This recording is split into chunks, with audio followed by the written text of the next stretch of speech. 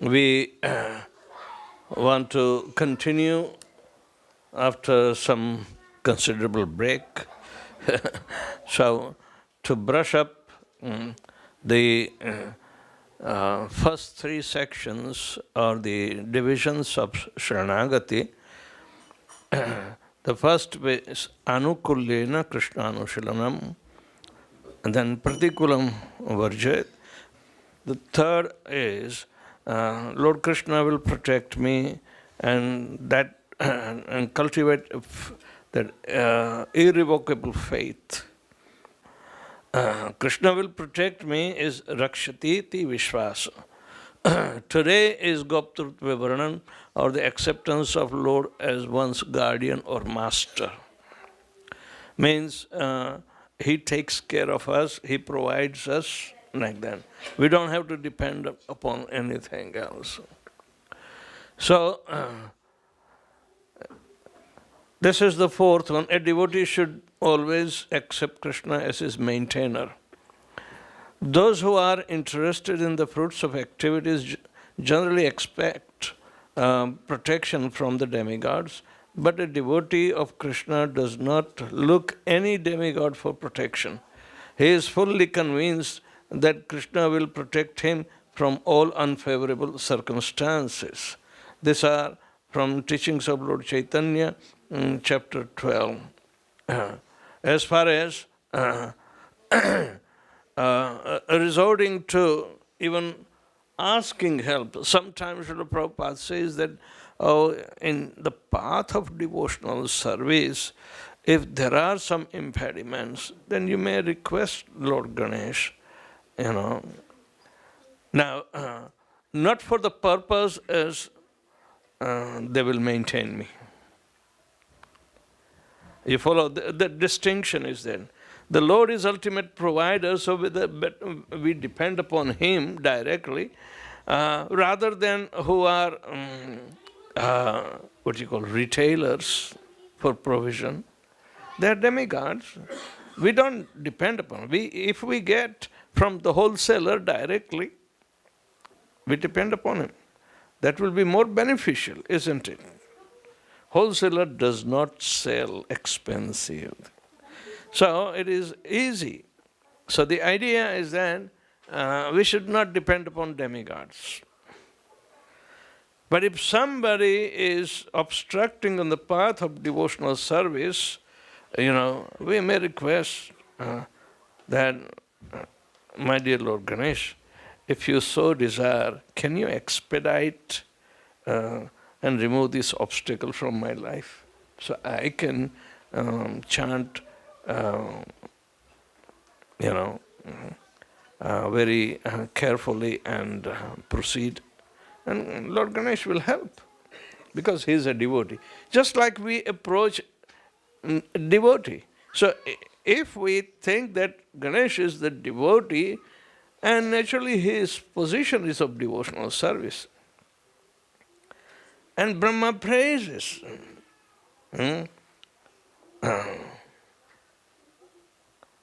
What is that verse in Brahma Samhita? Yadapada pallava yugam pranidhayakam badvandve pranama samaye saganadhiraja vignan vihantam amalasya jagatrayasya govindamadi purusham tamaham bhajami. He is the servant of Lord Krishna because he is holding on his two tumuli, the forefront teeth, the lotus feet of the Lord. So, you can also hold the lotus feet, but in the beginning we understand, but we may not be able to, because we need some additional help for our protection, and Ganesh can provide by removal of amangal in our path of devotion. And it kartal also. So, where we depend and where we do not depend upon such protection or the maintenance, the Lord has. So, this song that is the next. It's very important to explain this. Dara putra nija deha kutumba palane. Dara putra nija deha kutumba palane. Sarvada vyakula ami chinu mane mane. Sada vyakula ami chinu mane mane. के मोने अर्जीवो अर्थ यश किसे पावो.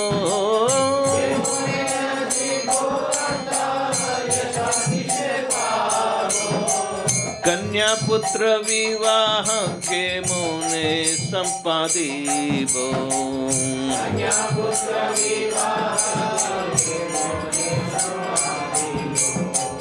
एबे आत्मसमर्पणे चिंता नहीं यार.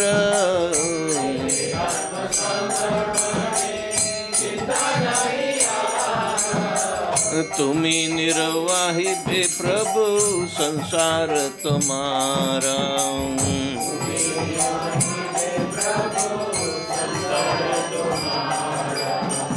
तुम्ही तो पाइले मोरे निज दास जानी.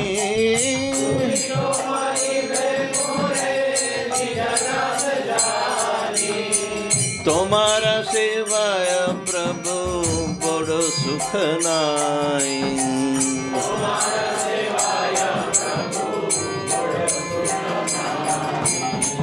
तुम्हारा इच्छा प्रभु सब कार्य होया.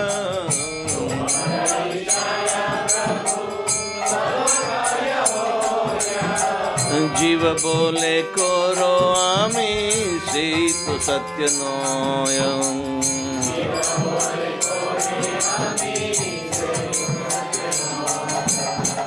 जीव की करिते पारे तुमी ना करिले.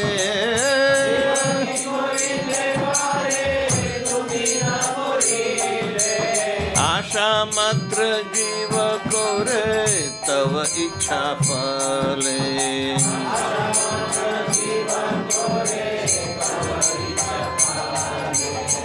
निश्चिंत होइयामी सेविब तुम्हारा.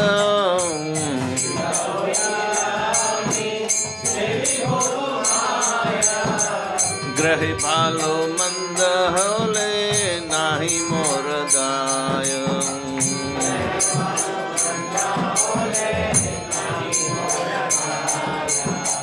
भक्ति विनोद निज स्वतंत्रता जिया.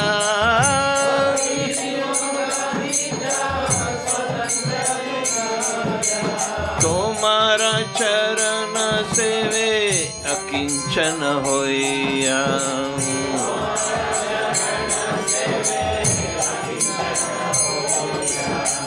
हरे कृष्णा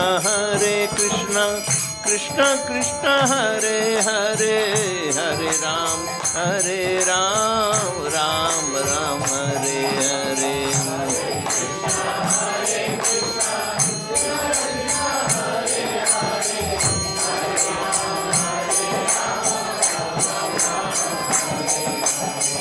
हरे कृष्णा कृष्णा कृष्णा हरे हरे. हरे राम राम राम हरे हरे.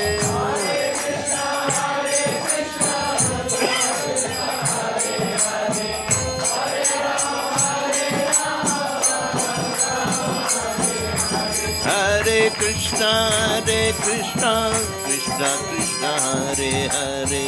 हरे राम राम राम हरे हरे.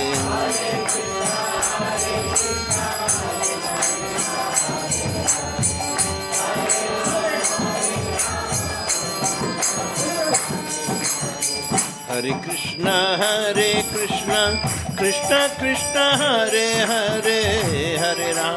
हरे Ram Ram Ram Hare Hare.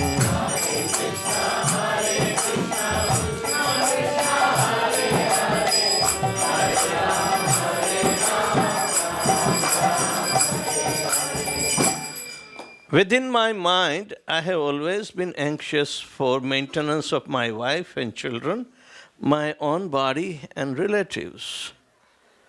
How will I earn money? How will I acquire fame? How will I arrange the marriages of my sons and daughters? Now, through self-surrender, I have been relieved of all anxieties.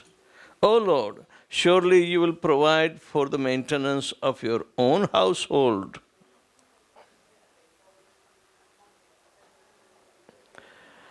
Recognizing me as your own servant, you will certainly maintain me. While rendering devotional service unto you, I feel greatest happiness. All events take place only by your will. O Lord, the deluded soul of this world declares, I am the doer. But this is pure folly. What is a tiny soul actually able to do unless you act? The jiva can only desire to act, and unless you fulfill his desire by your own sweet will, he cannot do anything.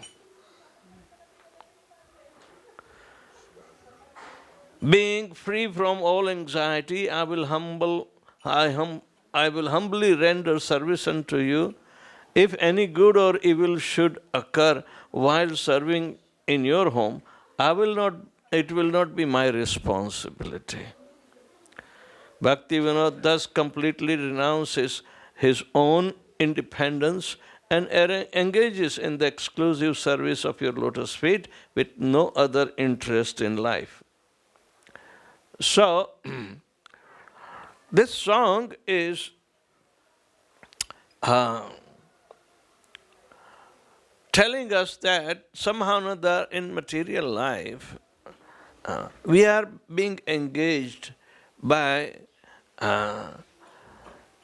the problem of maintenance. As if I am the maintainer, I create a sansar around me.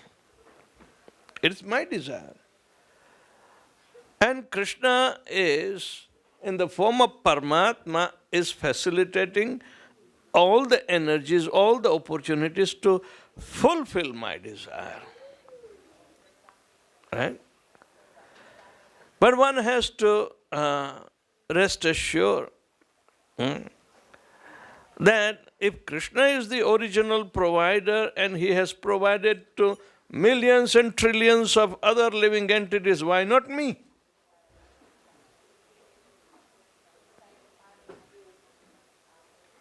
But as we described other day when we came to understand what is the human nature. Human nature is, due to mode of passion, being hyperactive, is creating misery simultaneously all around him. The miseries are gripping him into anxieties. The anxieties of future also, there. How will I arrange the marriages of my sons and daughter? Kids, listen. Your parents are in anxiety. And I'm telling them to surrender to Krishna and all the anxiety will be over. All right? Not now. Otherwise, you will keep me busy. So, Bhaktivedanta Thakur is projecting, the material entanglement which causes anxiety, and he wants to now get relief. You should understand, listen. I don't want you to ask questions, but listen right now. So all your parents, kids, they are in anxiety because you are mischievous, you are creating problem, and you do not follow the instructions, and they love you, but they can't beat you up. Because the laws are very stringent here. And the government will beat your parents up. So they are refraining. Beating does not solve the problem, but responsibility will solve the problem. If you act responsibly, then you will not be in anxiety. Krishna only wants us to become responsible to please him even while carrying on our household life. They are not meant for anybody's sense gratification.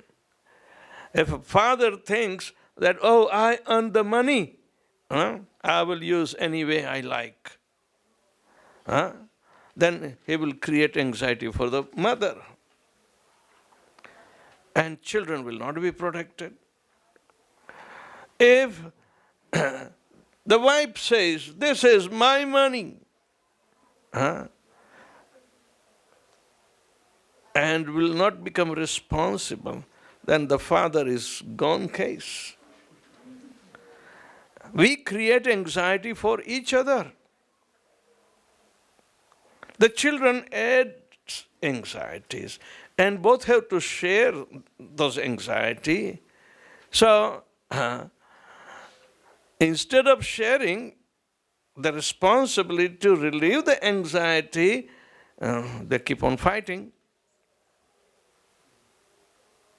And they create more mess.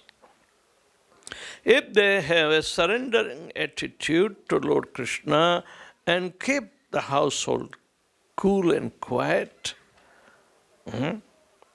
then Krishna will bestow his mercy. That is the art of surrender.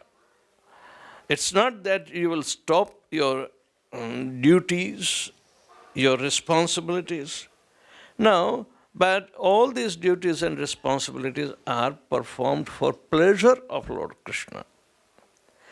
That is the thing. We do not think at all of pleasure of our Lord Krishna that we have to live in household life. I am in anxiety, so I am also in anxiety, and keep on fighting. And the children, if they don't understand, they know how to cry. So there is no sympathy for them. So they are in poor state. Ignorant people do not know what's going on. So actually sharing responsibility for the pleasure of Lord Krishna will make everything possible. We do not need much to keep the body and soul together. If we go overboard, then we have to bear the burden of anxieties. And it will be imbalanced. We are responsible for imbalance. That is called not responsible towards Krishna. That's why it happens. So, we have to become free from the anxiety. Then the household life will become very sweet. It will be like Vaikuntha, because Krishna is in center and everybody lives for Krishna's pleasure. Even children can live happily with the rendering service attitude to please Krishna. Render service to your parents and Krishna. If you do not have service attitude, kids are going to be headache and problems in the society. So watch out. So, Bhaktivedanta Thakur had 9 children, plus 2, means husband and wife, as if they have a cricket 11. Huh? But there was no anxiety because they were all trained up to live for pleasure of Krishna.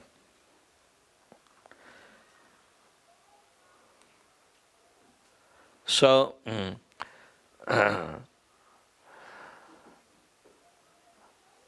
everything happens by the will of the Lord because everything that activates is the energy of the Lord.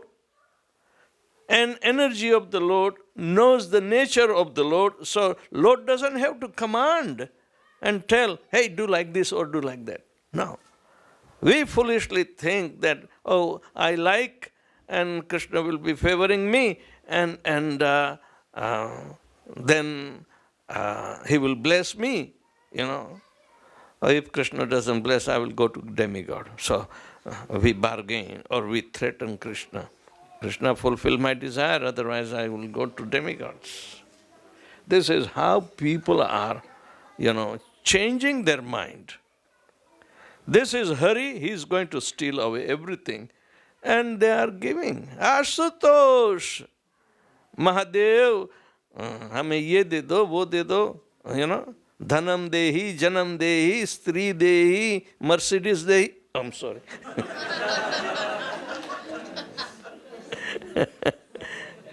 This is how we end up.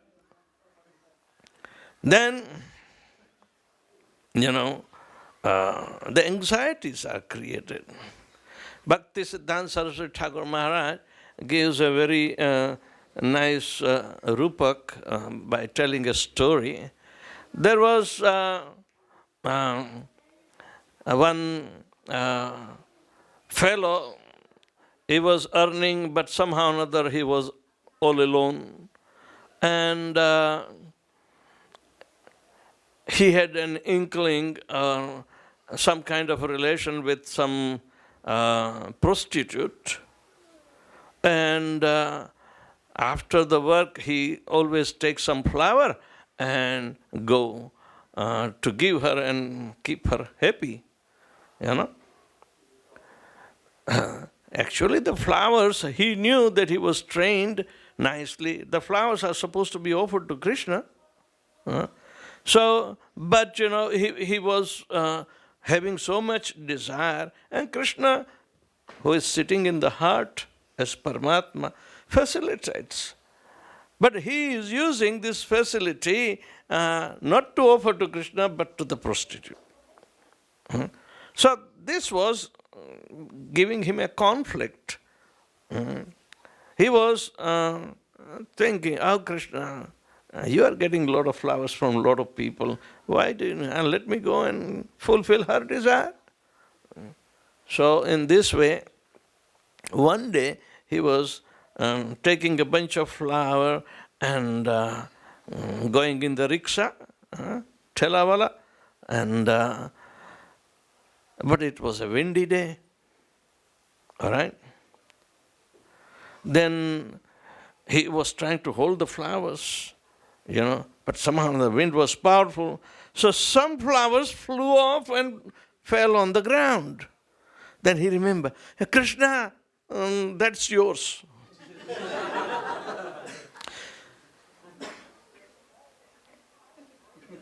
These are hers, So, that is not religiosity, it's foolishness.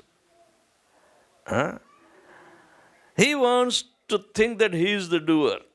And our offering or our so-called bhakti and devotion that we try to show, it doesn't have anything to do with love. The love or reposing love or dependency upon the love is on somebody else, not on Krishna. And yet we show piety by remembering him. But when it is out of our hand, then we remember, okay, Krishna, that's yours, that's your portion. Sorry that it fell off. So this is the foolishness. And Jibe bole kori ami, I am the doer. Say satya noy, that is the folly. जीव की करिते पारे तुमी ना करिले आशा मात्र जीव करे तब इच्छा फले. The jiva is so tiny, but yet he is desirous. And Krishna facilitates as Paramatma all the opportunities. The jiva can do only desire. But he cannot act unless Krishna facilitates his energy to make him, work harder to gainfully employed this. That is the facilitation of the Paramatma. But still, aham kartaram iti manyate, we think we are the doers. So, Krishna is the one who fulfills our desire, and even though we desire, on our own we cannot do anything. So people will turn to atheism. Oh, we don't believe in Krishna, therefore there is no credit ever to be given to Krishna. Let's have, the conclusion that I am the doer, because I don't believe in Krishna or the energy. But that is the folly. Actually, he is the one who is fulfilling a person's desire by his own sweet will. Otherwise, he cannot do anything.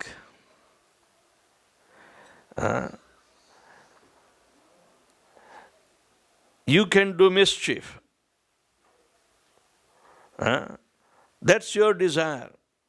But unless Krishna provides some energy and you misuse it, that becomes mischief. If Krishna does not help you to use his energy, you end up in doing mischief. You should know that energy comes from Krishna, not from anybody. Where is the energy coming from? You ate nice prasadam today, isn't it? That's called Annad Bhavanti Bhutani Parjanyad Anna Sambhava Yagyad Bhavati Parjanya Yagya Karma Samudbhava Karma Brahmodbhavam Vidhi Brahmaksharam Samudbhavam Tasmat Sarvagatam Brahma Nitya Yagye Pratishthitam. This is the cycle, the origin of the energy which is being facilitated by Brahman, the Supreme Personality of Godhead, Parabrahman.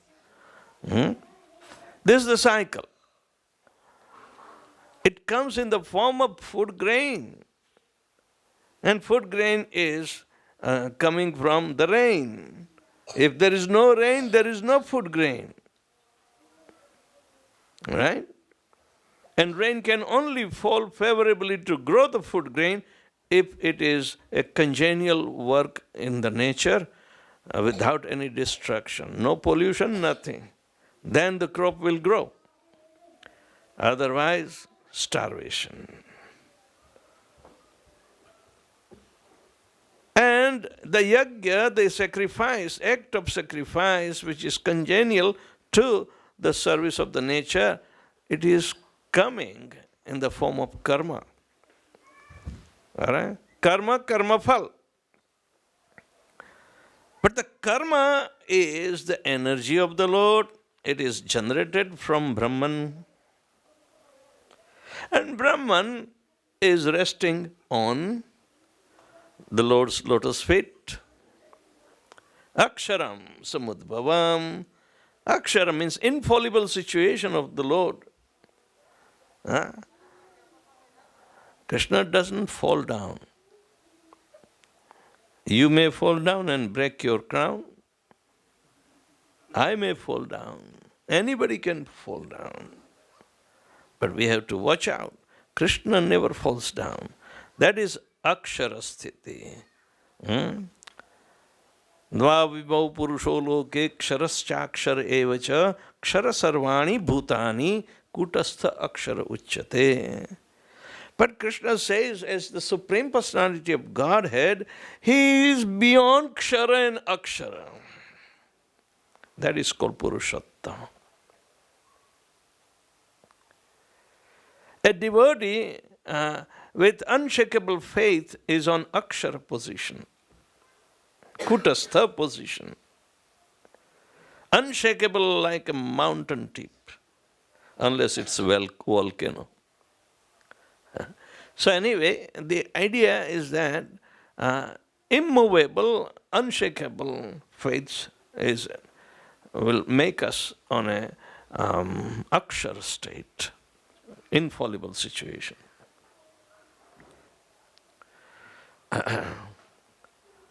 So we have to become free from anxiety by understanding the mechanism and stop claiming that you are the doer and you are the enjoyer of the result of your work. Now, we have to stop thinking that way, because we are not the doer. Prakriti, Mother Nature, is doing all the work through the three modes of material nature, Sattva gun, Rajogun and Tamogun. We are simply puppets in her hand and we dance. When kids are unruly, it means lot of passion and ignorance is moving around. If a cool devotee is there, then he will not do mischief, rather he will pay attention. So he is in mode of goodness. So, understand, as you grow, you have to cultivate the mode of goodness and give up mode of passion and ignorance. So, Bhaktivedanta Thakur said, we have to completely renounce our own independence. Don't think you are independent. You are dependent upon the mercy of the Lord. And if you have to depend, don't depend upon anybody else other than the Supreme Lord, And that's why we have to engage in the exclusive service of the lotus feet of Lord Shri Krishna. So, the devotee should accept Krishna as his supreme maintainer and master. He should not think that he is being protected by a demigod.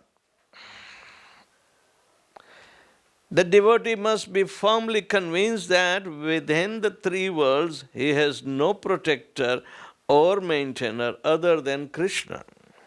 Yesterday in Bhakta Bhavan, one devotee asked, my parents, they say, we have to believe and stick to the demigods, because if we stick and pray and worship them constantly, then we become happy.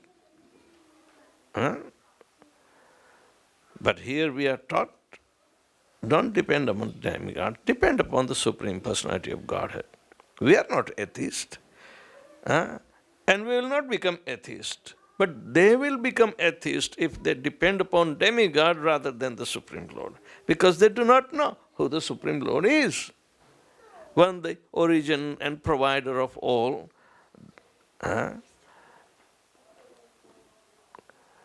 Kamaisthaiste ratagyana prapadyantya devata tam tam niyam asthaya prakrutya niyatasvaya. Those whose intelligence has been stolen by material desires surrender to demigods and follow the particular rules and regulations of worship according to their nature. In Bhagavad Gita, Krishna tells Arjuna The demigods cannot award benediction to their devotees without the permission of the Supreme Lord. The living entity may forget that everything is the property of the Supreme Lord, but the demigods do not forget. Because in the Vedic literature, there are recommendations of worshipping different gods for different purposes. For example, a diseased man is recommended to worship sun god. Those who are not devotees of the Lord think that for certain purposes, the demigods are better than the Supreme Lord. This is explained by Srila Prabhupada in the purport of 7th chapter, 20th verse.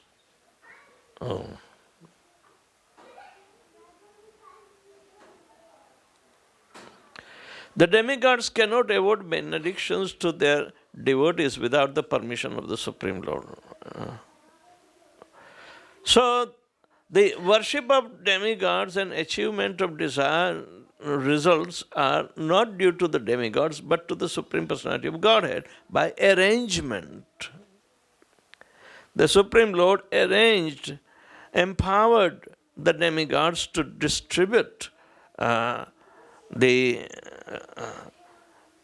facilities to fulfill the desire of people. So,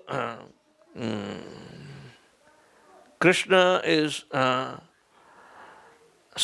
a pure devotee knows that the Supreme Lord, Krishna, is the master of all. In Chaitanya Charitamrita, Adi Leela, 5th chapter, 142nd verse, it is said that Ekale Ishwara Krishna ar sabha bhratya. Only the Supreme Personality of Godhead, Krishna, is the master and all others are servants. Therefore, a pure devotee never goes to the demigod for satisfaction of the material needs.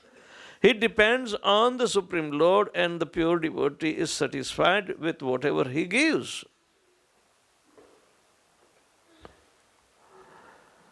Again in Bhagavad Gita, 7th chapter, 22nd verse, Krishna says, Sataya Shraddhaya Yuktast Tasyaradhanam ihate labate chatat kaman mayeva vihitan hitan.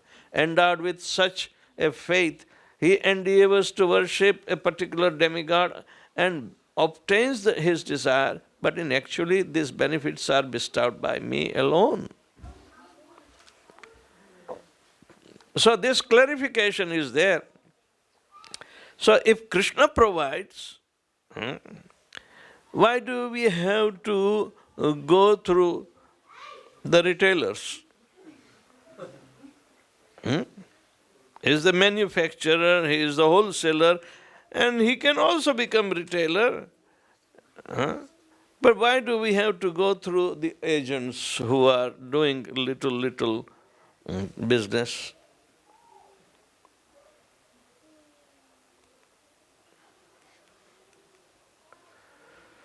Aham sarvasya prabhava mattah sarvam pravartate iti matva bhajante mam buddha bhava samanvita. I am the source of all spiritual and material worlds. Everything emanates from me. The wise who perfectly know this engage in my devotional service and worship me with all their hearts. So, this is how the soul dependency should be resting on Lord Shri Krishna, and we should not deviate to go for even petty thinking to the demigods. Okay, do you have any question? You had some question. No, all had one. That's all. Okay.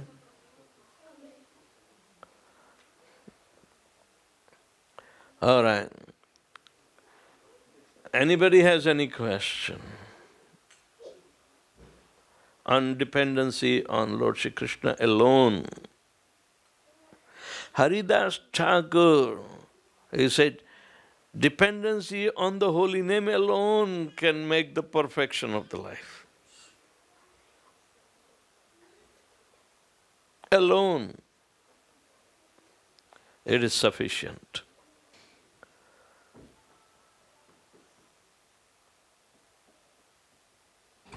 We start this last part, but there are two divisions left, and they are very important.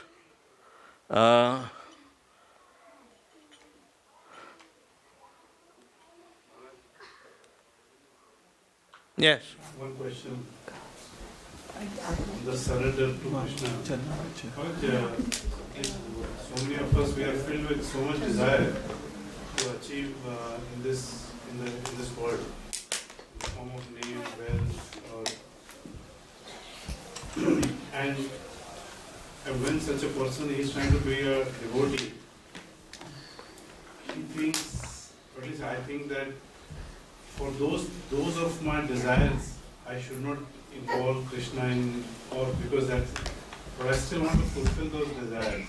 So I get, we get caught up in yes, I want to slowly, I want to progress in Krishna consciousness, but I want to achieve this, I want to have this wealth. That's okay. We should not discourage him. All right? This is Shuddha Bhakti, where one should not have one's own desires, but take up all the desires of Lord Krishna and try to fulfill. But those who are full of desires for themselves, they are also advised to Tivrena Bhakti Yogena Yajata Purusham Param. We can make them understand, yes, all your desires will be fulfilled by worshipping the Lord, Vishnu. Do not depend upon anybody else, because He is the creator, maintainer, as well as the destroyer. You understand the temporary world, but you have a lot of desires and you want to fulfill it, but Krishna can help you to fulfill it. If the Vedas are also directing to fulfill one's desires, but if you can't understand the Vedas, then do Bhakti Yoga, but Sakam Bhakti Yoga. Right? Akama va sarvakamahi mokshakam udaradhi tivrena bhakti yogena yajata purusham param. The only suggestion is that you should worship very intensively to the Supreme Lord, and He will fulfill your desires. Go and surrender to Him. For Krishna, nothing is impossible. Actually, He created this material world to fulfill our desires separately, because we demanded that. We became envious of Krishna and we lost the same status. But pure devotional service is to regain this status back and fulfill the desires of the Lord. Otherwise, in Vaikuntha, those who are full of desires, they get sarsti mukti, means all the opulence of the Lord. Krishna will bestow. That is not impossible. Samipya, Salokya, and Sarupya. You want to become God-like, look like God? Okay. That is also possible. But that is the Vaikuntha level. Well, Sakam Bhakti is being given in 4 kinds of liberation. Why liberation? Because you are not under material anxiety and you are full of, fulfillment of your desires. After all, desires are provided by us and Krishna fulfills. So, but this pure devotional service is in Golok Vrindavan, where nobody has their independent desires.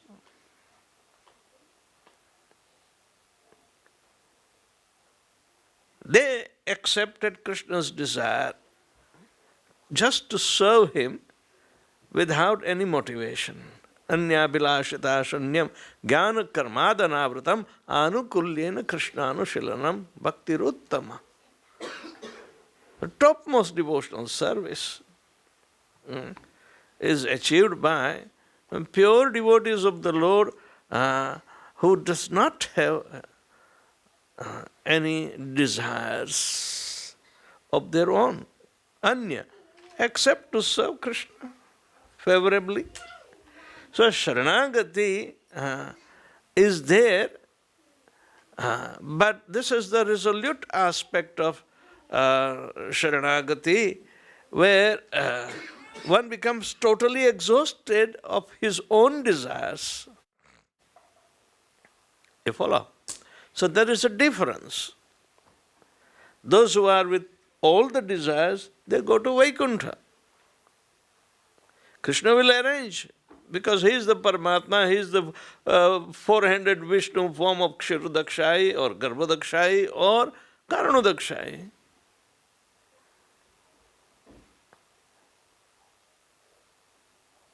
But you want to liberate from the material existence also. Right? So liberation will be given and you will be transported to Vaikuntha directly without going through any of the Vishnus. Even Brahma do not go to anybody's Vishnus. They do not go on the Kshirodak ocean. They just stay outside on the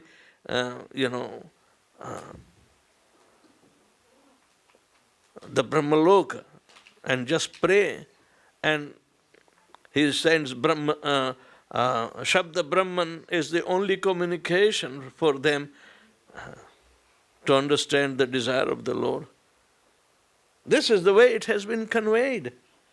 But the idea here that akamava sarva kamaihi moksha kama udaradhi tivrena bhakti yogena yajat parasham param. In Vaikuntha, nobody goes akama. They are sarva kama.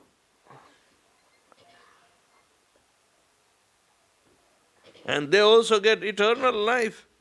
They have their own families. But in Krishna Loka, no families are allowed. Whew. Everybody is becoming part of the family of Krishna. They don't have their individual families. Devatas have individual families. Even the Rakshasas, the Bhutas, they have their families.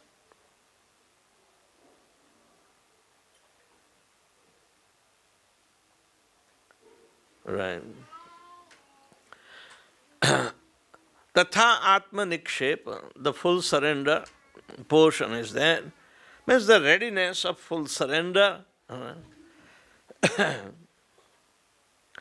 It is the fifth, a devotee is always conscious that his desires are not independent. Unless Krishna fulfills them, they cannot be fulfilled. He created desires independently, but the desires themselves are not independent. The desires are also depending on Lord Krishna. Right? If Krishna fulfills, then they will get it. Many yogis, and they want to have darshan. Their desires may not be fulfilled. Narad Muni, Dhruv Maharaj, they went for meeting with the Lord, and independently they did not fulfill. The Lord on his sweet will came before them.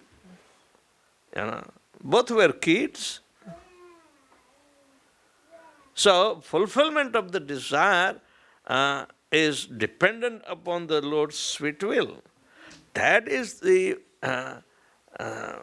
level of Goloka. How it becomes so distinct and different status of existence you know.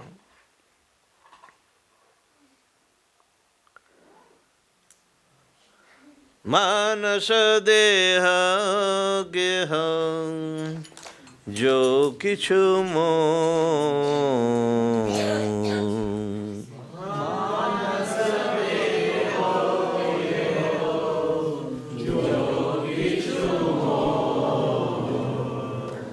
arpilo tu apade nanda kishore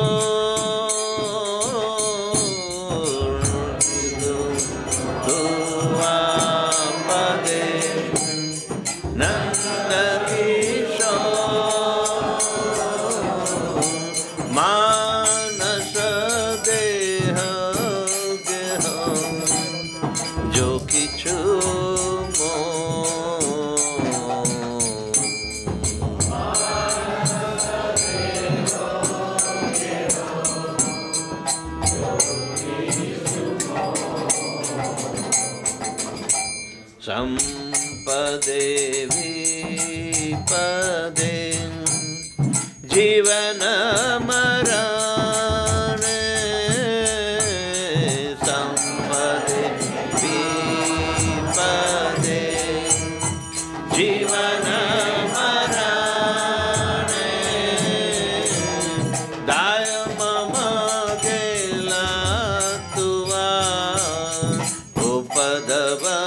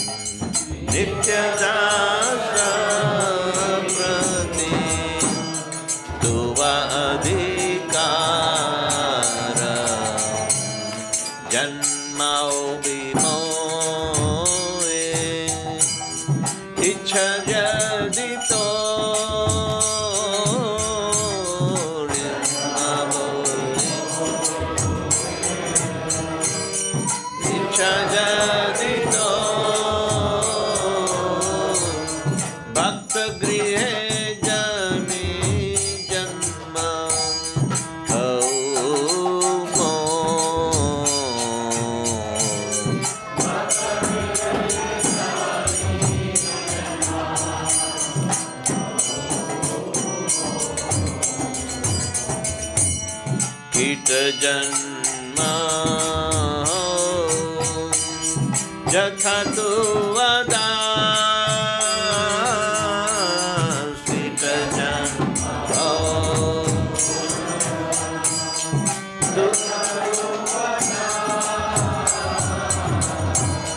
bahirmukha brahma janme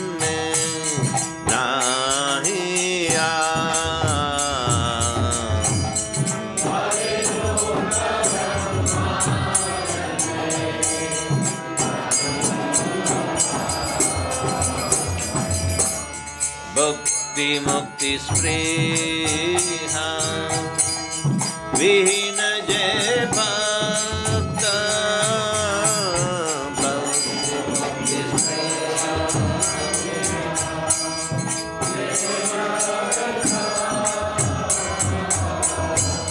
labaite tango sanga anurakta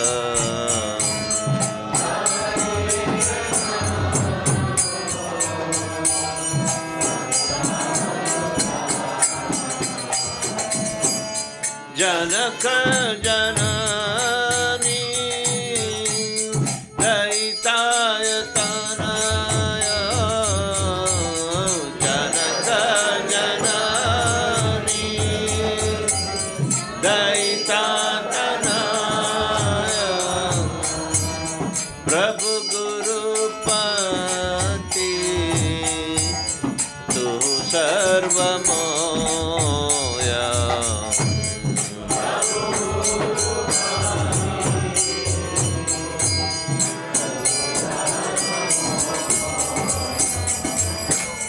Bhakti Vinoda Kohe Suno Kana Vinoda Kohe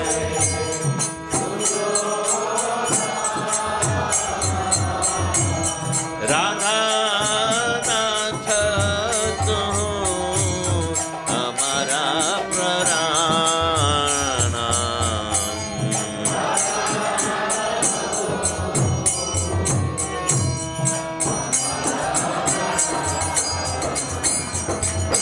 मानस देह गेह जो किछु मोरा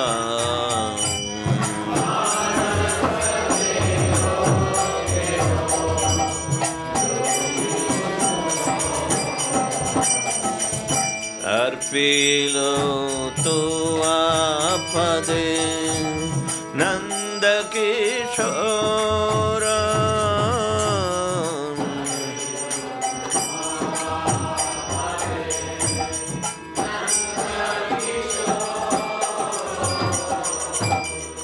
mind, body, family, and whatever else may be mine, I have surrendered at your lotus feet, O youthful son of Nanda.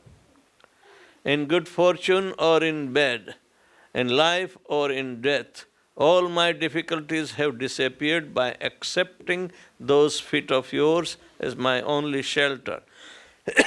Slay me or protect me as you wish, for you have a full authority over your eternal servant. If it is your wish that I be born again, then may I take birth in the home of your devotee. May I be born again even as a worm, as long as I remain your devotee. I have no desire to be born as a Brahma averse to you. I yearn for company of that devotee who is completely devoid of all desires for worldly enjoyment or liberation.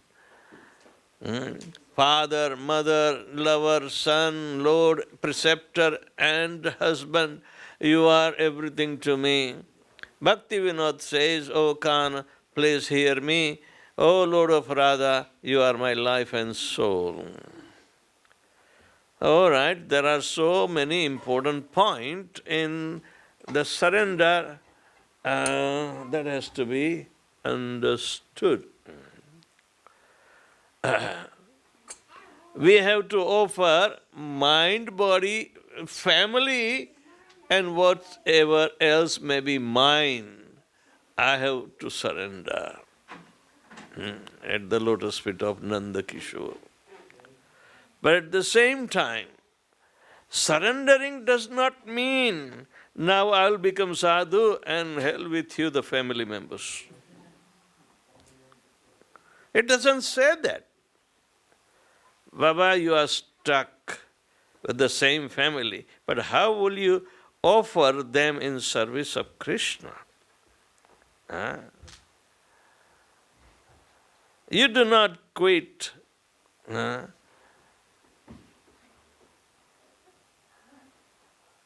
You try your best, but stick to Krishna consciousness and teach others to remain Krishna consciousness. But you don't give them up. If others want to give you up, that's their prerogative. But you don't give up. Any faithful person, devotion is embedded within the heart. In chaste women, it is embedded in her heart that she will never give up her husband. Even in the vows of marriage, people will say in good times or bad times, we'll be together. So there is no question of divorce, no giving up. Oh, my dear Lord, I am your now surrendered soul. I have given up my wife who was troubling me. I am into your lotus feet. No. Did you ever give up your mind, body? Then comes family. and whatever else may be yours, you have to give up. In good fortune or in bad, in life or in death, all my difficulties have disappeared by accepting those feet of yours as my only shelter. One can write this thing if he has really surrendered to the Lord. One cannot make a fake statement. It's a serious thing.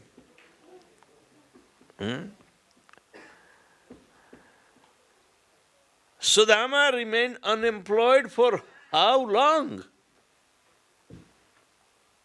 He didn't have any work.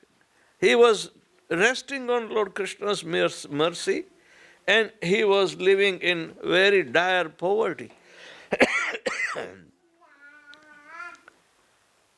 His wife was a little bit agile because the children did not get any nourishment even.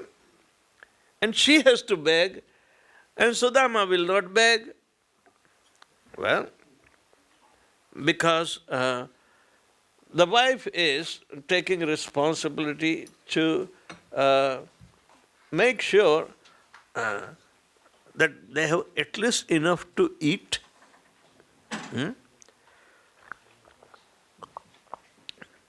They may go hungry, but the children should not go hungry.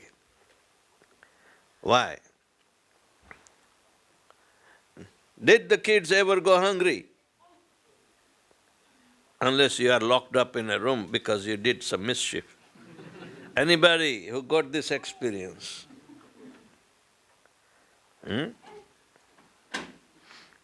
The parents will not eat until children eat. Do you know that? And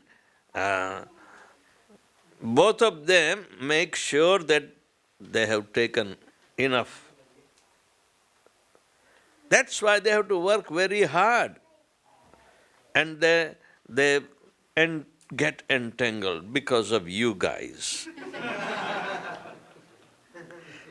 Yes. And you cannot make free mischief, you have to pay. Discipline. When you think that everything is free and you can do anything what you want, but sorry, Prabhu, punishment is there. And don't complain when one is getting disciplined.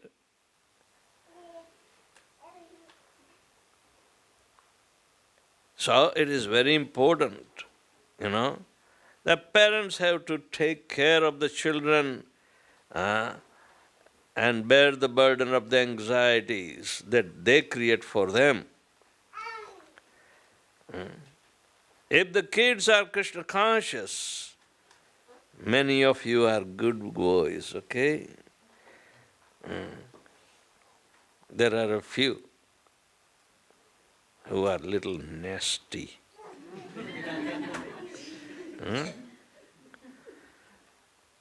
So, if a father is a devotee, help him to surrender more. If mother is a devotee, help her to surrender more. That's your duty. Do not make mischief so they can surrender nicely. Otherwise, you are nothing but cause of anxiety.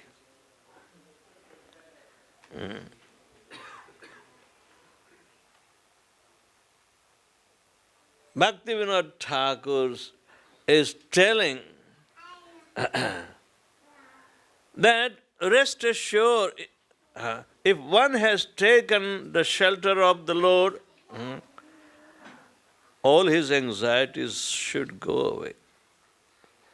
If we are experiencing anxieties because we are trying to take shelter, then sometimes we get lost in the hope against the hopelessness.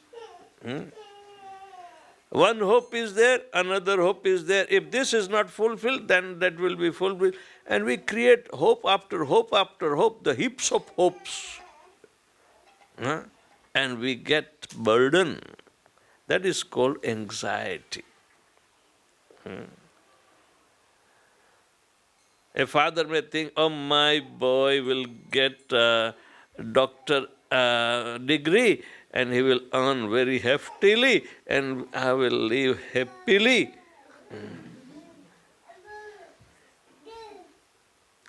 The hope.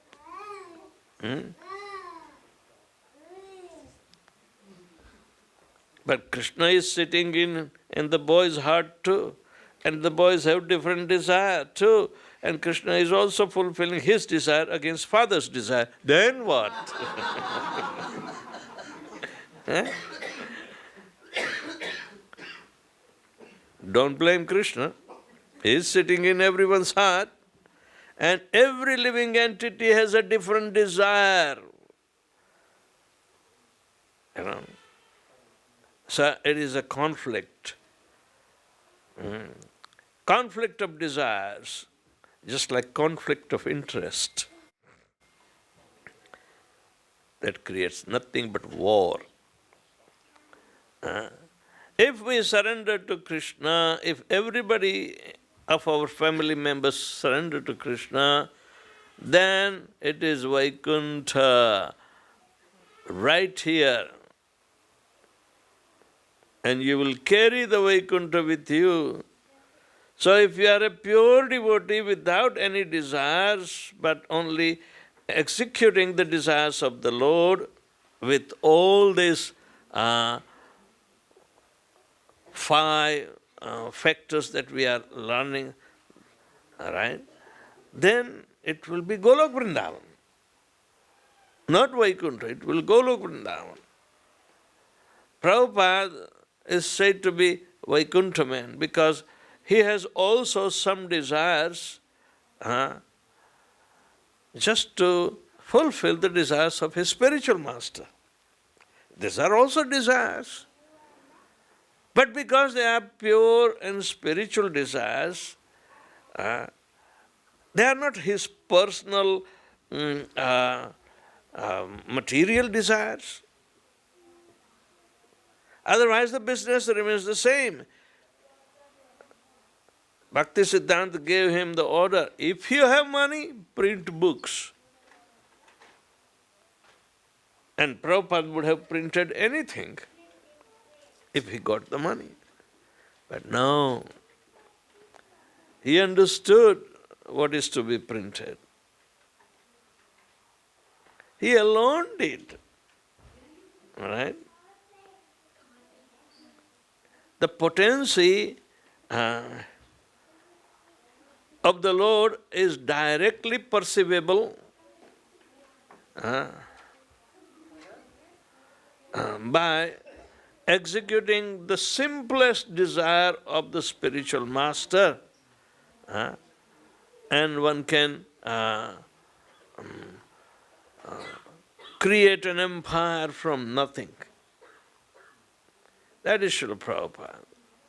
It is more serious and sincere effort that is required to reach to pleasing the Lord. The Lord said, if you want to please me, you please my devotees. If you want to please me, please my devotees.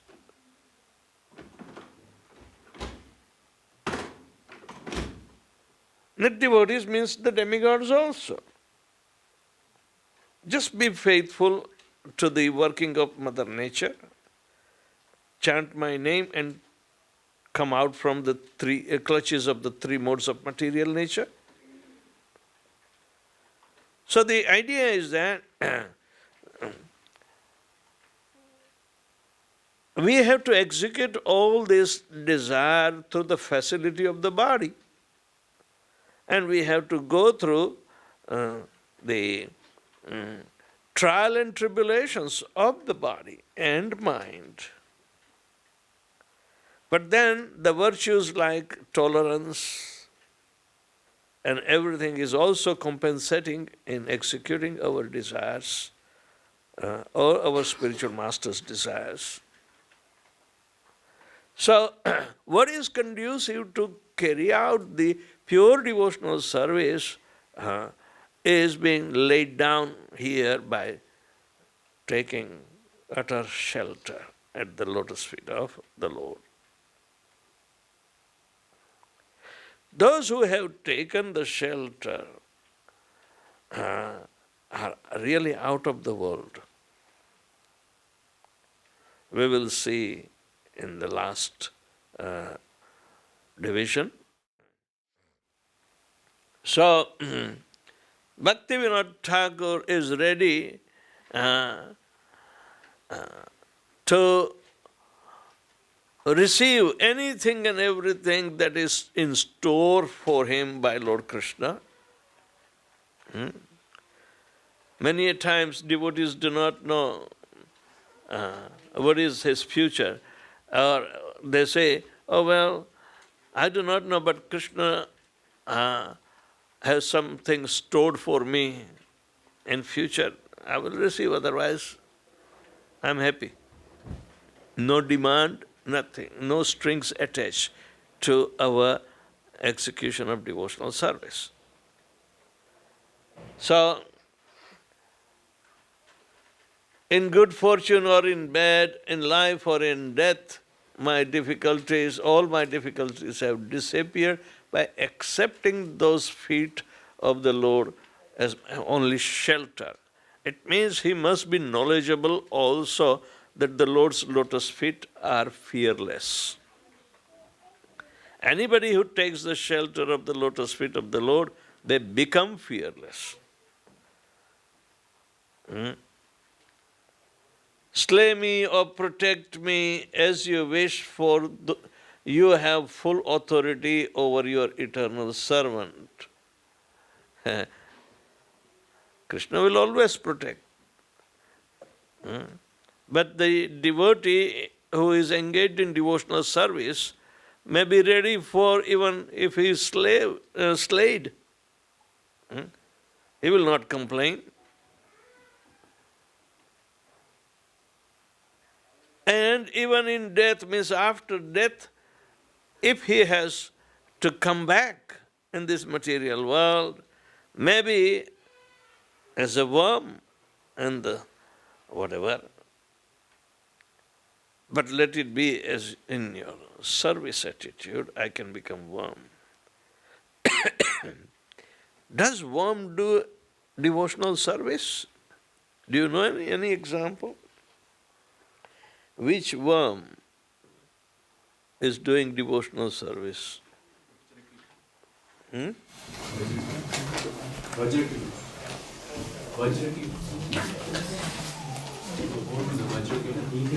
Vajra?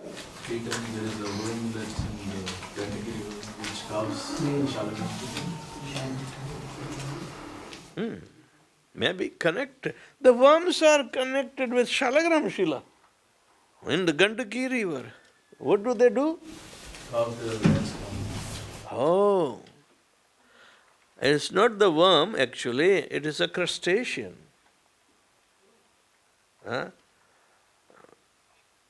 Called Nautilus. They are crustaceans. They become fossilized and they appear like Sudarshan Chakra. So whether it is that Nautilus bug or Lord Vishnu's Sudarshan Chakra, if we worship, the bug is exalted, right? He is a devotee. So, that is the bug. Yathatu vadas. The bug is subservient for the worship of the Lord in the form of shalagram.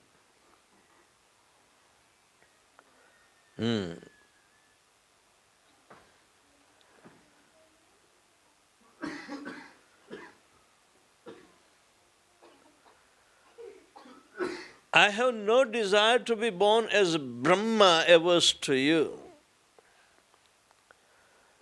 Why can Brahma be averse?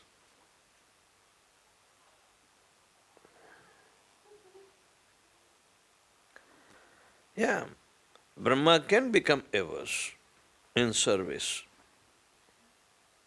In 1 millennium, Brahma created a beautiful daughter called Vak, and he became so much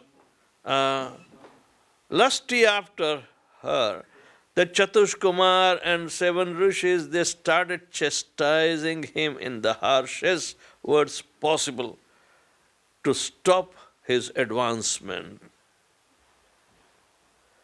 And hearing the uproar, Brahma was prevented. He realized that what he was doing, which was completely against Krishna consciousness, So he humbly took up the position that I am supposed to serve Lord Krishna in the procreation, but this is unauthorized activity.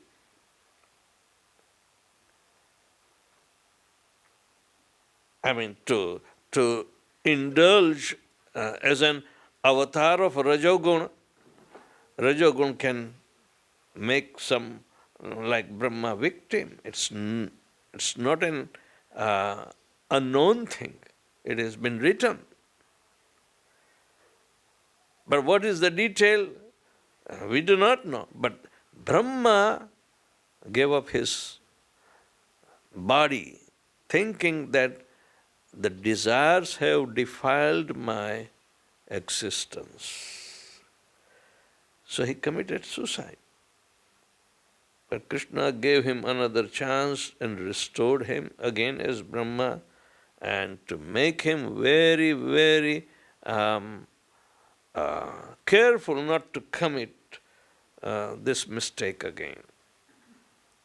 So, this is what the possibility that Bhaktivedanta Thakur says, oh no, I do not want to get that position which may be, very, very shaky because of mode of passion. No, I don't need to become like a Brahma of that kind. I yearn for the company of the devotees who is completely devoid of all desires of worldly enjoyment and liberation. Bhukti mukti spruha vihina. Spruha means attachment. Bhakti means sense gratification, and mukti means liberation. Why a devotee is not attached to the liberation? He doesn't want to seek the company of a liberated person also, because it's risky if he is not engaged in transcendental loving service of the Lord, which is the eternal activity after mukti. So an impersonalist, why should a devotee desire to mingle with impersonalities? Bhaktivedanta says no. Father, mother, lover, son, Lord, preceptor and husband, you are everything to me.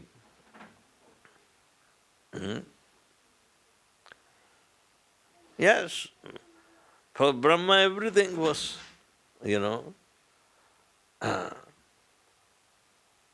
can exhibit the devotional service with any mood.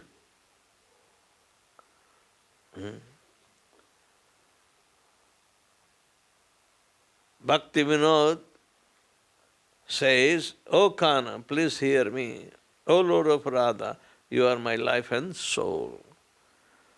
Now, once you have surrendered to Krishna, he becomes your life and soul. Nobody else.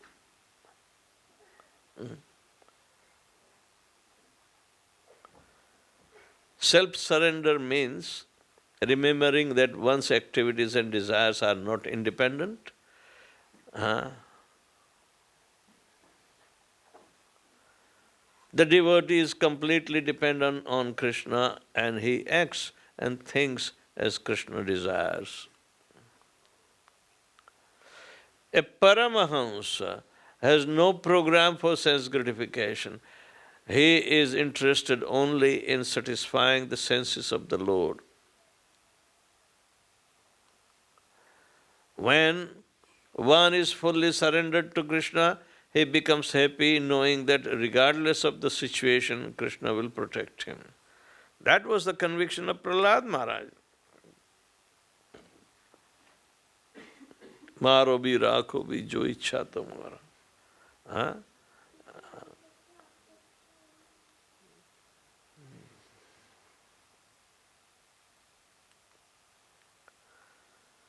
He is just like a child who is fully surrendered to his mother, confident that she is there to protect him.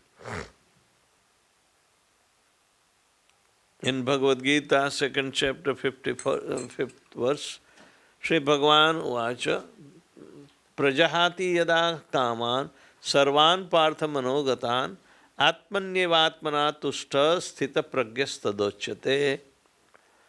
The Supreme Personality of Godhead said, O Partha, when a man gives up all varieties of desires for sense gratification which arise from the mental concoction, and when his mind, thus purified, finds satisfaction in the self alone, then he is said to be in pure transcendental consciousness. Prabhus, wake up!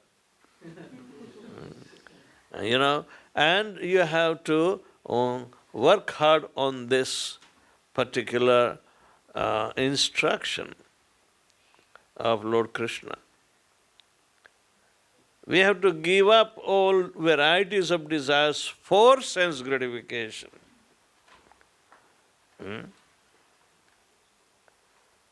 And they are arising from mental concoction.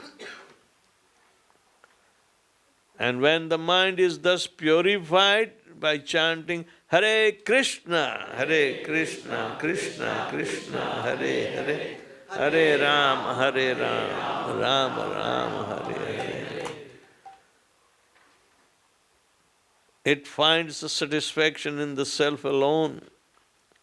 That is called Atmaram state of existence. That you don't depend upon for your even enjoyment. Sense gratification and enjoyment too are different things.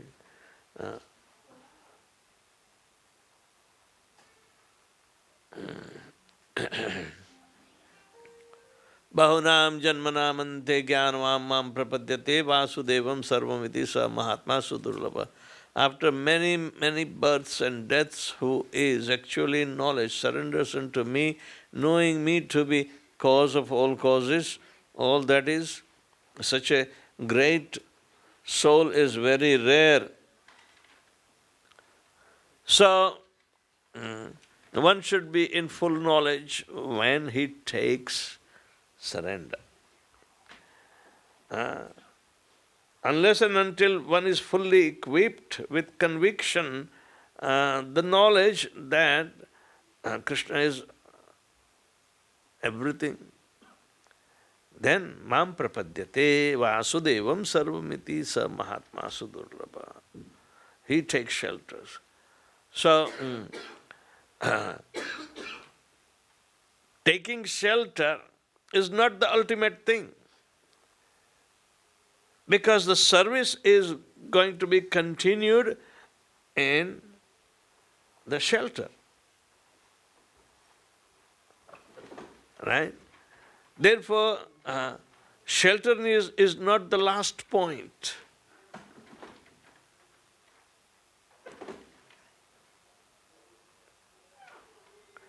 In the beginning of spiritual realization, while one is trying to give up one's attachment to materialism, there is some leaning towards impersonalism. This is what Srila Prabhupada says. Spiritual realization is there, which is available to the jnanis also. But then, even a devotee can become little bewildered by the knowledge. When he anticipates the knowledge is first and then devotion. There was some question somebody put, then Maharaj, somebody says that the knowledge is required before we surrender to Krishna.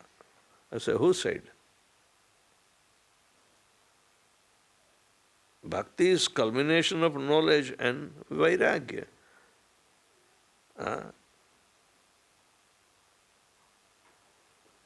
Vasudeve Bhagavati Bhakti Yoga Prayojita Janetyasu Vairagyam Jnanam Chada Hetukam. Bhakti produces jnana and vairagya. So jnana is not the prerequisite to do the devotion. So therefore there is a leaning towards impersonalism.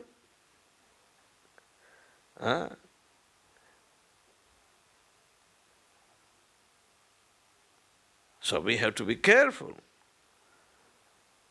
Liberation is not the end. Surrender is not the end.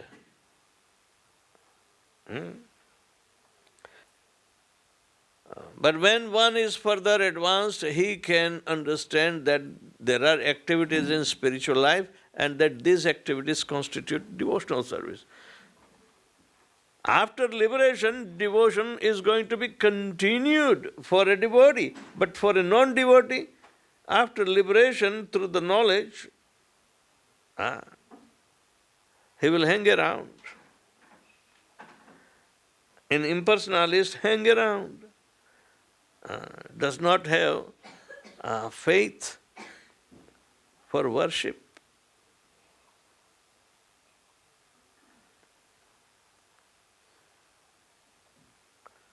Realizing this, he can become attached to the Supreme Personality of Godhead and surrenders him. Means the devotee, after many, many births, when he happens to meet a pure devotee, he may change his mentality and will push him, to accept Vasudevam Sarvamiti. A pure devotee can convert the impersonalist to a pure devotee. When he accepts and surrenders Vasudevam Sa Mahatma Sudurlabha. So that personality is very rare.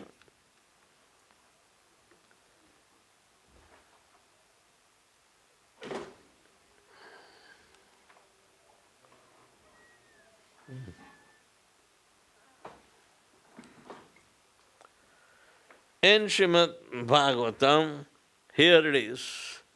Tameva sharanam gaccha sarva bhavena bharata tat prasadat param shantim sthanam prapyasi shashvatam. O son of Bharata, surrender unto him utterly.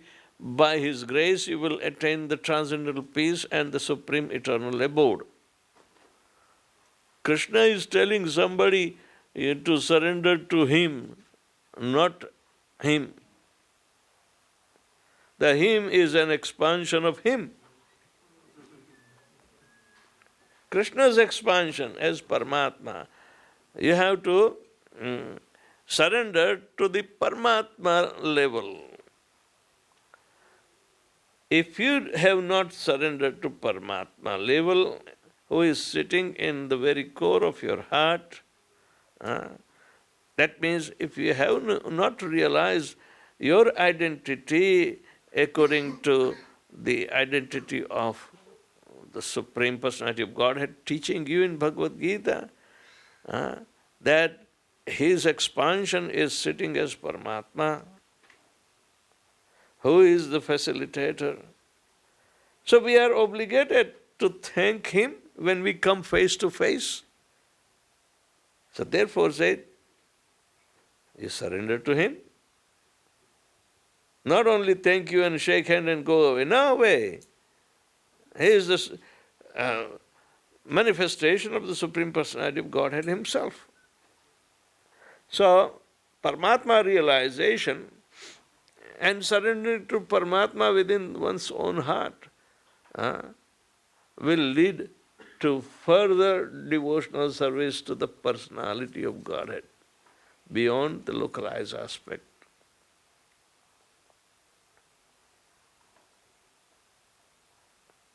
So by His grace, you will attain transcendental peace and the supreme eternal abode.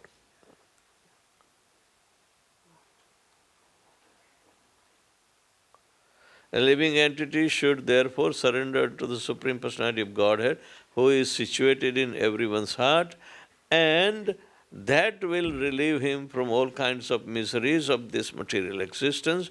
By such surrender, not only will one be released from the all miseries in this life, but at the end he will reach to the Supreme God. Can you understand now what Krishna meant? We have to surrender to His intermediary. In the human form of life, it is possible to realize the Paramatma. If Krishna teaches and He explains that Paramatma is His expansion, so you have to realize the expansion and how He is conducting all His activities. Actually, He is the doer. He is your Lord and Master,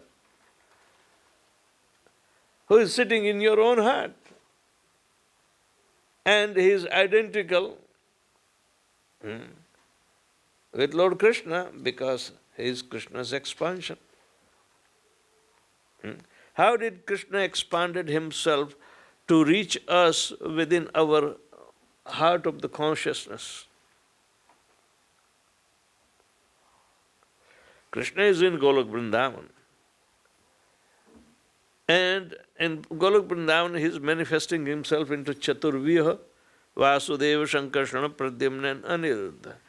From the Sankarshan, all the spiritual existence as well as material existence arise, because he is the Sandhini potency personified. Right? So, is a Sankarshan who creates the Vaikuntha planet also. And there are a multitude of Vaikuntha planets where Lakshmi Narayan are situated. They are all expansion of the primary Sankarshan. But each and every Vaikuntha planet also expands in secondary Chaturvyu, again, Vasudeva, Sankarsana, Pradyumna, Aniruddha. And in one particular Vaikuntha planet, that secondary Sankarshan is expanding as Karanodakshaya Vishnu for the cause of material creation.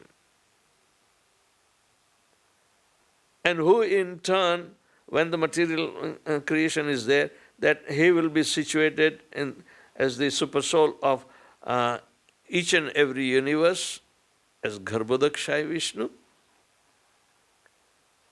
And he will expand as Kshirodakshaya Vishnu. Through the medium of him, all the avatars will come. But at the same time, Kshirodakshaya Vishnu is also expanding in each and every atom, at the same time in between atoms. So he will become all-pervading Paramatma. Krishna designs this to reach to each and every living entity, however it is so infinitesimal, but yet because of his nature he can become smaller than the smallest, but bigger than the biggest. He is bigger than the biggest in Golok Vrindavan and smaller than the smallest as Paramatma within each and every atom. And he makes everything so dynamic and so potential. Right? Good luck, Mr. Higgs boson. Let them try, to postulate theories after theories.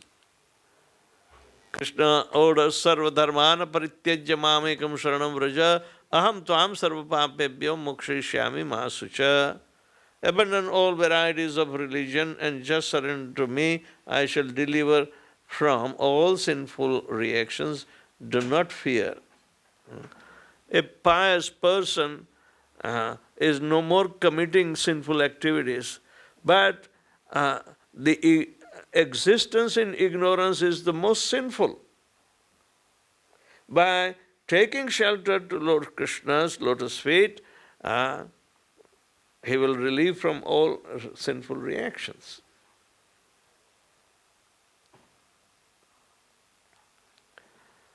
That simple surrender to Krishna will save him from unnecessary wasting time. The particular words used are Mashucha, means do not fear, do not hesitate, don't worry, are very significant. One may be perplexed as to how one can give up all kinds of religious forms and simply surrender to Krishna, but such worry is useless. Thank you. Anybody has any question on this? Perhaps even we heard it many times that surrendering to Krishna, and we go to Krishna in the temple and pray to Krishna, okay, I'm surrendering to you.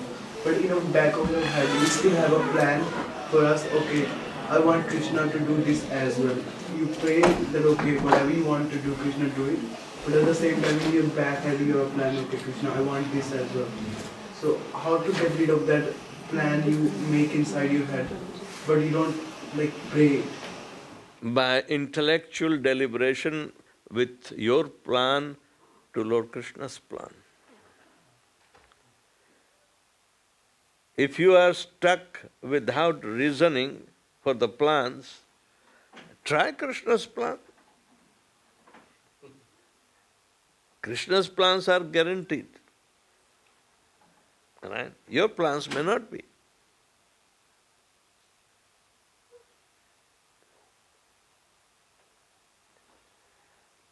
Man proposes, he disposes. Right? You may propose, it's not difficult, then not to fulfill your desires according to your plan. But because you are a devotee, he also has his independence to think that, look at this, he is going unnecessary in the direction which he is not supposed to tread in. It's better not to give, otherwise he will make more mess. Because he is the seer of the future also.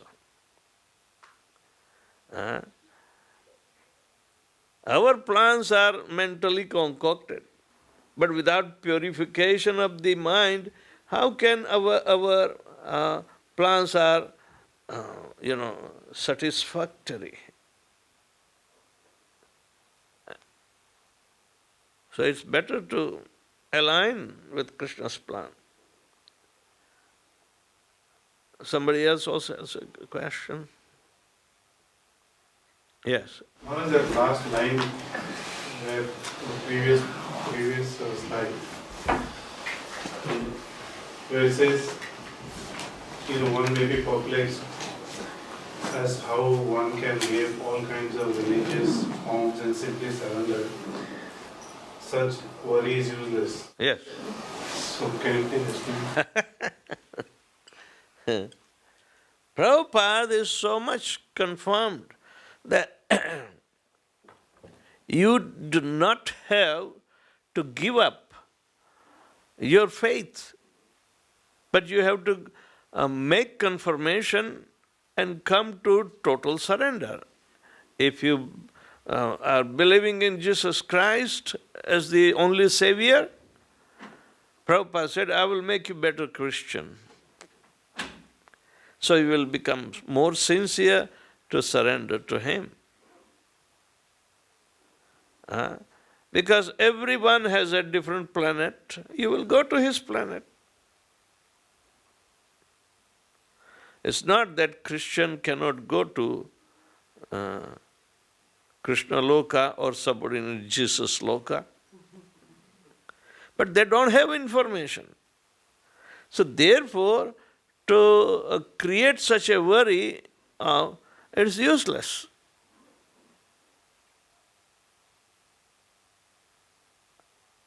Okay? So let's go to the last aspect, which is the most important. Our leafy situation, that it has already fallen. Karpanye means humility. One should always think of himself as the most fallen among souls so that Krishna will take care of him.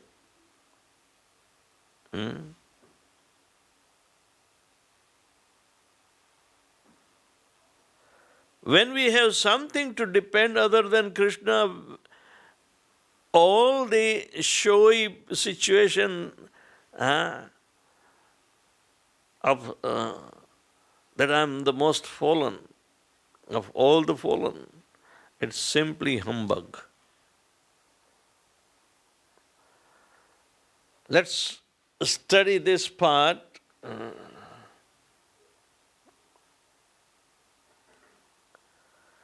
Amar jivan sada papirata nahi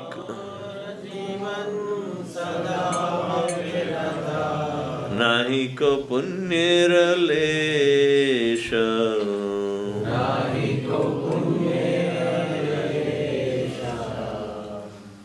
We have to sing both the lines together. Amar jivan sada papirat nahi ko punyera lesha. Amar jivan sada papirat nahi ko punyera lesha. Papere udveg diya chil koto Tiyachi jivir klesha.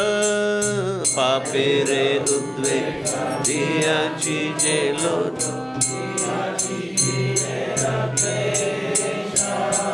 Amar jivan sada papirat nahi ko punyera lesha. Amar jivan sada papirat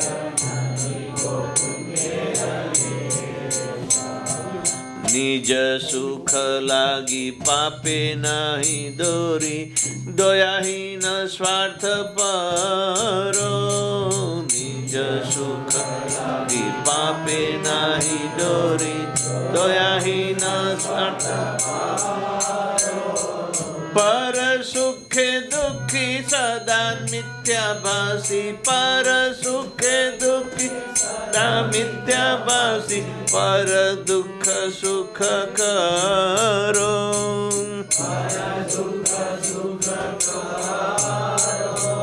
अमर जीवन सदा पापिरत नहीं को पुण्य लेश. अमर जीवन सदा पापिरत नहीं को पुण्य लेश. अशेष कामना हृदय माझे मोर क्रोधी दंभ परायण. अशेष कामना हृदय माझे मोर क्रोधी दंभ परायण. मदमत्त सदा विषय मोहित.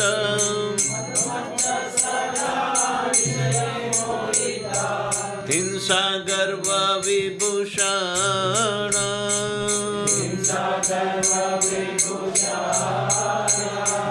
अमर जीवन सदा पापिरत नहीं को पुण्य लेश.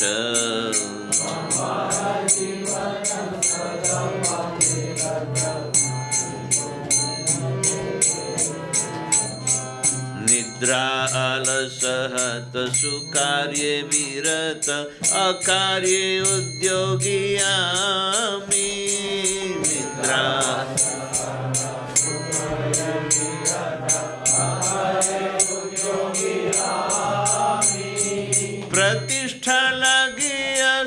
Acharana Lobhata Sadakami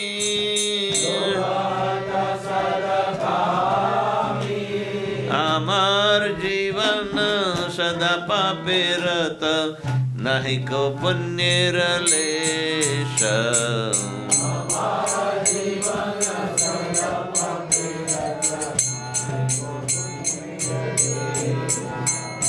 Eheno Durjana Sajjana Varjita Aparadhi Amantararam Eheno Durjana Sajjana Varjita Aparadhi Nirantara Shubha Karya Sunya Sadanartha Mana Nana Dukhe Jara Jara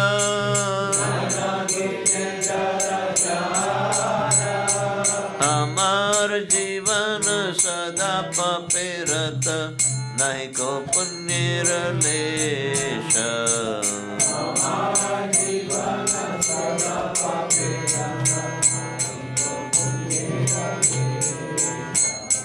Vardhakye ekono upaya vihina tate dina akinchana Vardhakye ekono upaya vihina tate dina akinchana Bhakti vinoda Prabhupada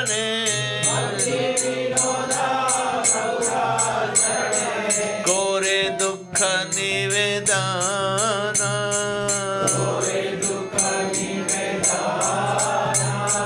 Amar jivana sada papirata Naiko punyira lesha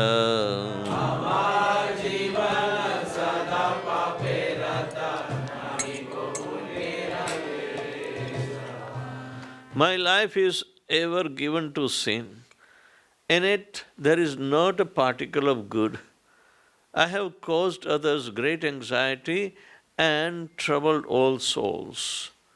For the sake of my own enjoyment, I have never hesitated to perform sinful acts.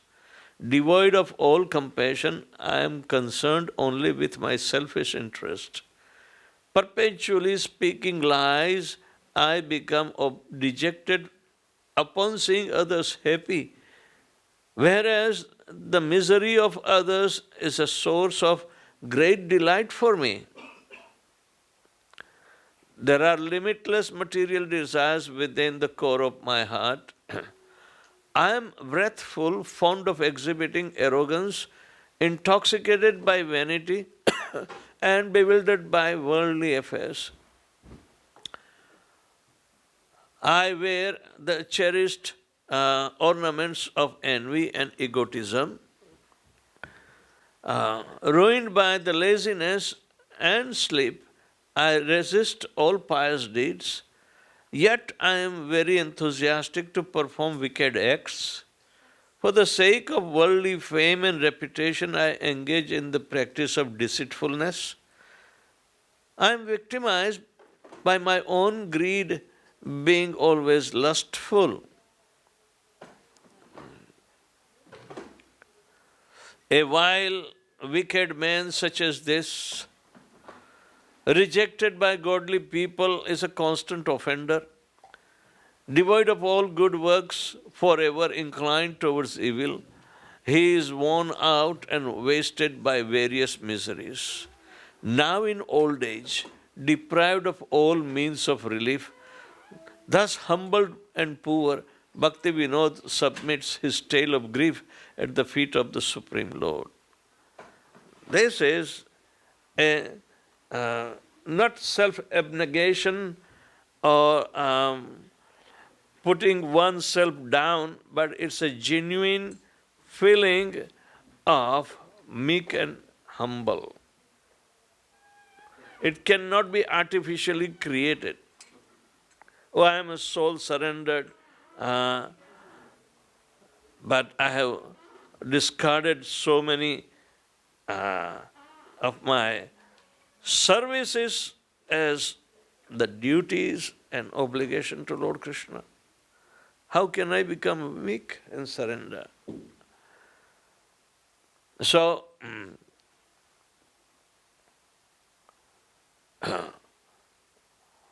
it's important that Chaitanya Mahaprabhu guided us. In Sikshashtakam Sloka 3, Tranadapi Sunichena Tarorapi Sahishtuna Manina Manadena Kirtaniya Sandahari. One should chant the holy name in a humble state of mind, thinking oneself lower than the straw in the street. One should be more tolerant than a tree, devoid of all sense of false prestige, and should be ready to offer all respects to others. In such a state of mind, one can chant the name of the Lord constantly.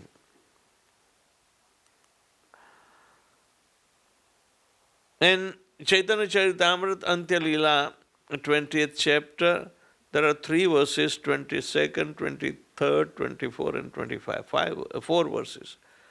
Although he is very exalted, he thinks himself lower than the grass on the ground, and like a tree, he tolerates everything in 2 ways. When the tree is cut down, it does not protest, and even when drying up, it does not ask anyone for water. The tree delivers its fruits, flowers, whatever else it possesses to anyone and everyone. It tolerates scorching heat and torrents of rain, yet it still gives shelter to others. Although a Vaishnava is the most exalted person, he is prideless and gives all respects to everyone, knowing everyone to be the resting place of Krishna. Because Krishna as Paramatma is situated in everyone's heart. So who does he glorify and who does he chastise or offend? The Paramatma? He should become careful. In every instant we create by our false ego a holier than thou situation.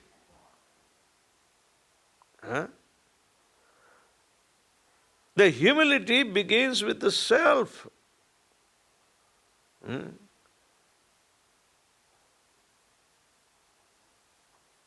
If one cannot understand, then one has to be associating with the devotees and then learn the art of humility simply by observation.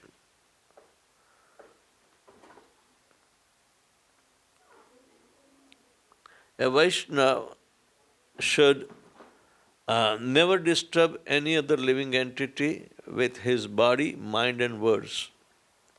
These are all 3 weapons that can destroy or hurt other living entity. He should always be tolerant and never belittle others. Don't bully. Although a Vaishnava may act powerfully against the demons of Lord Krishna, say for Lord Krishna's sake, as did Arjuna, Hanuman and many other great devotees, a Vaishnava becomes very meek and humble in regard to his own reputation. We have to be humbled. Not that, oh, if I don't do this, my reputation will be hurt. So somehow or other I will do. That's stupidity. Where is the humility?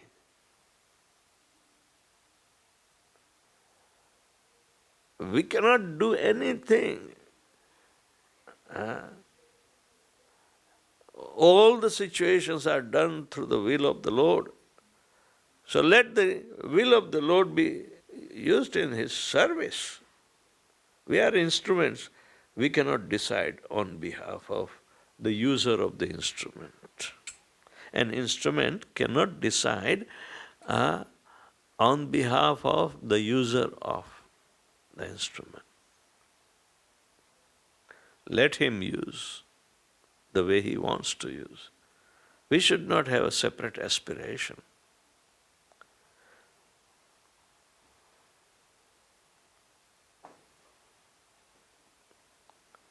One should be always very meek and humble in his personal transaction, and if insulted, a Vaishnava should be tolerant and not angry.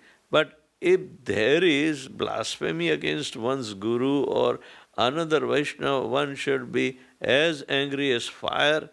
This was exhibited by Lord Chaitanya Mahaprabhu when Jagai and Madhai insulted Nityanand Prabhu.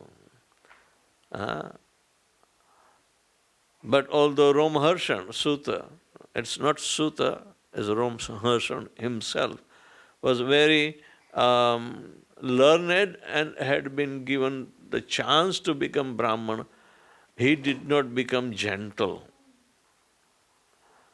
Romharshan Sutta is Sutta Goswami. Romharshan is his father. His father was given a chance to lead the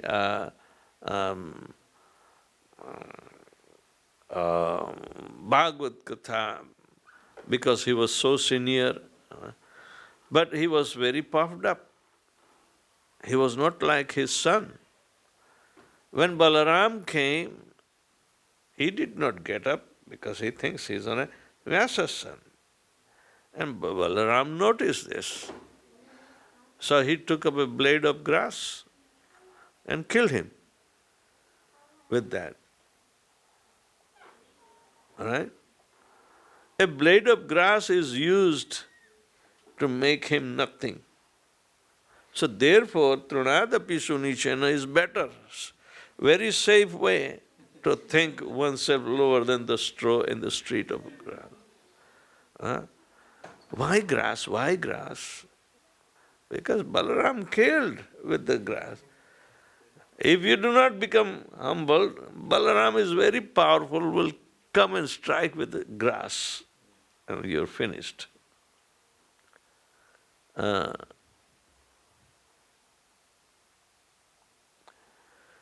learning of such a person is as good as valuable jewel decorating in the hood of a serpent. If a person does not become meek and humble, all his studies of the Vedas and Puranas and his vast knowledge of the Shastras are simply outward dress, like the costume of a theatrical artist dancing on the stage. The purports have been taken in Krishna book. God is unconquerable, cannot be conquered, or he cannot be understood by your puffed up mentality that I can know him. No. Oh, I know Krishna. As if he's your property. Many people, we know Krishna, you are not supposed to teach us. Okay. God can be known by the meek and humble who is submissive and who takes the shelter of God-realized person and tries to hear from him. This is Srila Prabhupada's letter, or the lecture was in Bhagavad Gita, 13th chapter, 6th and 7th verses in Montreal.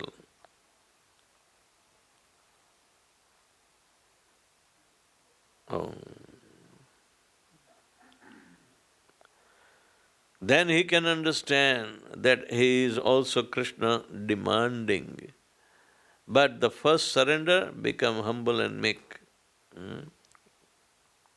Krishna is demanding, first become surrender. First surrender and become humble and meek. This is the verdict of the Vedic Shastras. So therefore our sequence was requiring that the sequence should be followed in explanation the way Bhaktivedanta Thakur takes up from Hari Bhakti Vilas. Anukulyena sankalpa pratikulasya varjanam rakshati iti vishvaso goptrutve varnam tatha then atmanikshekam tatha karpanye shadavida sharanagati. So we are discussing now karpanya. Karpanya doesn't mean here kripanata or miserliness. Karpanye means completely meek, means by circumstances he have been meeked out. But it's Krishna's design. If somebody has to say, oh, he was in so much opulence, now he is no more, he is a pauper. You know? Everything is arranged by Krishna. So, a pauper is a meek and humble. It doesn't have to do. But people become mad. Instead of becoming meek and humble, they want to, claim their rights. Even ordinary people, when the kings, after the independence, Sardar Vallabhbhai convinced the kings to merge their kingdom into the Federation of India, the Republic of India, and they surrendered, but they never became meek and humble. Because Indian government was giving them privy and purses, supplying a lot of money. And all these kings and maharajas went to Europe and started living luxurious, sense-gratificatory life. And Indira Gandhi took away all the privy purses too. Forget it, you had enough. So then they started selling their, big mansions and bungalows and mahal, palaces, and convert them into the tourist, sites, so they can earn some revenue. From the king means the owner of the land, they become pauper, an ordinary merchant, doing business. Anyway. So, the Shastra says that Krishna provides such a situation to make him forcefully meek and humble. If he understands and voluntarily accepts, well and good. But otherwise, the death takes away everything. So, that is also Krishna's demanding. First, surrender and become humble and meek.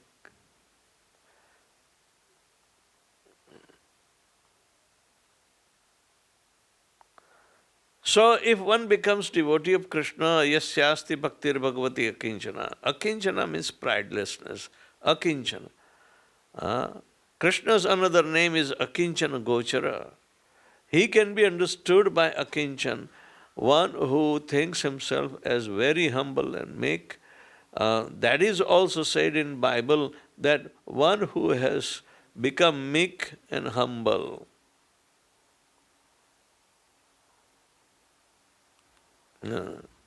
These are the qualities which were required to attain Krishna consciousness, and that is part of the knowledge. This is not an ignorant factor. That amanitvam, adambhitvam, ahinsam, kshanti, rajavam means humility, pridelessness, non-violence, tolerance, simplicity. All I declare to be the knowledge. Humility means one should not be anxious to have satisfaction of being honored by others. That material conception of life makes us very eager to receive honor from others. But from the point of view of a man in perfect knowledge, who knows that he is not the body, anything honor or dishonor pertaining to this body is useless. This is the simple logic. by accepting the truth that we are spirit, soul, part and parcel of the Lord, and we have nothing to do with the body. So, if our society or whatever our field of work gives us some material honor, he has to remain udasin. Udasin means despondent, doesn't get impressed upon. So, humility, pridelessness, non-violence, tolerance, simplicity, all I declare to be knowledge. That is, Krishna speaks. The material conception of life makes us very eager to receive honor from others, but from the point of view of a man in perfect knowledge, who knows that he is not the body, anything honor or dishonor pertaining to this body is useless. His Krishna consciousness and his internal makeup, they are the real assets. That has to be surrendered. So along Jo Kichu more, when we surrender the body, mind, family, etc., but first of all, our humility is dependent upon that nothing belongs to us because we are not the bodies. And the purport, again, it is continued that it is clearly stated that without humility, understanding is not truly possible. Unless and until we become humble, then we will be able to understand more precisely. The beginning of knowledge, therefore, is amanitva, means humility. One should be humble and know that he is subordinate to the Supreme Lord. Due to rebellion against the Supreme Lord, one becomes subordinate to material nature. That is compulsory. One must know to be convinced of this truth by comparative thing, that he is not independent. If he is rebellious against the Lord, then he will be subjugated by the laws of material nature. That loving devotional service, prema, is far different from disciplines such as karma, jnana and yoga, and every stage it is decorated by indifference to them and is the root of dainya, utter humility. So, when our jnana, karma and yoga becomes, simply for the pleasure of the Lord, then it becomes meaningful. Otherwise, material nature is going to take over and make it completely useless. So it is better that karma yogi, jnana yogi or dhyana yogi, they all become meek and humble. An intelligent person should carefully cultivate speech, behavior and thinking that fix him in utter humility, means mind, words and activities. In three phases we have to show the humility. And anything that stands in the way of it should be avoided.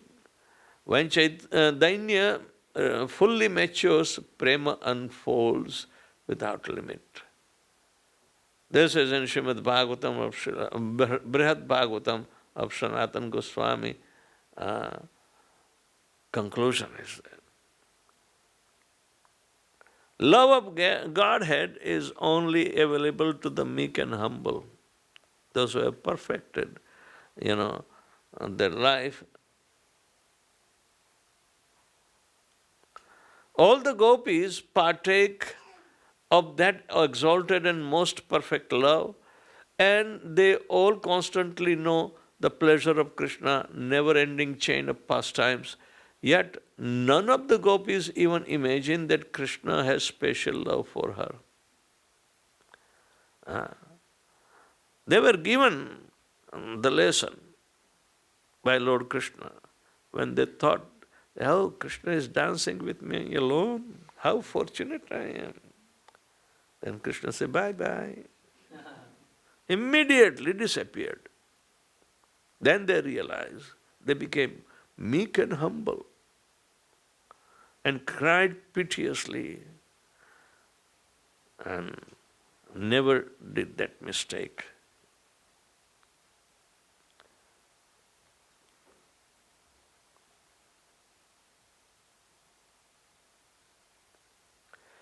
In the commentary, Sanatana Goswami tells that caring nothing for their own happiness, they only wanted to do what pleases him. Such utter humility distinguished them from the young Gopas. Gopas were not humble.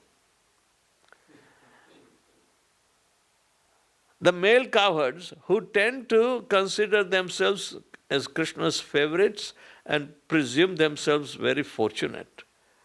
The gopis' love, however, is on the highest level of perfection. They are never satisfied with themselves, for their humility is absolute. It's not only the difference, even in different relationships with Krishna, the gopis stood highest, and Chaitanya Mahaprabhu approves that. Ramya kachidupasana vrajavadur vargena jakalpita. This is their thought.